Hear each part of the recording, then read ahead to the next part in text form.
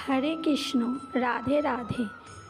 ভগবদ্গীতায় ভগবান বলেছেন, একটু ফুল, পাতা, জল ও ফল ভক্তি ভরে আমাকে অর্পণ করলে আমি তা গ্রহণ করি। ভগবান কি ভোগ নিবেদন করছেন সেটা দেখেন না, কি ভাব নিয়ে ভোগ নিবেদন করছেন সেটা দেখেন। তিনি ভক্তের ভাব গ্রহণ করেন।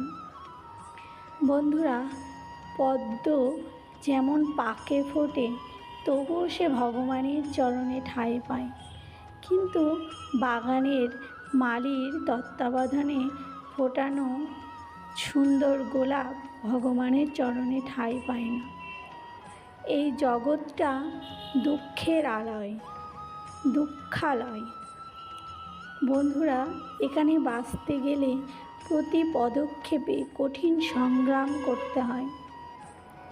তাই আমাদের জীবনকে যদি আমরা ভগবানের সঙ্গে জুড়ে দিই তাহলেই আমরা প্রকৃত সুখী হব। বন্ধুরা, আমাদের প্রত্যেকের বাড়িতে ফল মিষ্টি নিয়ে আসা হয়।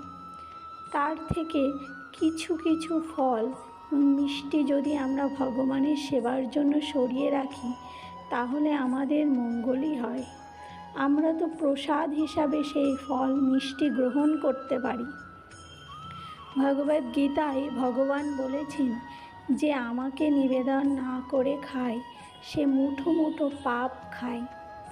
বন্ধুরা, আমরা যদি প্রকৃত সুখী হতে চাই তাহলে আমাদেরকে ভগবানের চরণে আশ্রয় নিতে হবে, তার কাছে আত্মনিবেদন করতে হবে, নাম জপ করতে হবে, ভগবানকে ভালোবেসে নিজের বাড়ির একজন সদস্য করে নিতে হবে।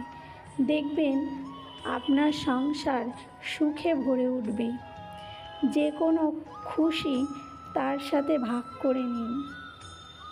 বিপদে পড়লে মন থেকে তাকে ডাকুন, দেখবেন আপনার সমস্ত বিপদ কেটে গেছে। তো যদি আমরা ভগবানের সঙ্গে নিজের জীবনকে জুড়ে দিই তাহলেই আমরা প্রকৃত সুখী হতে পারব। হরি বল।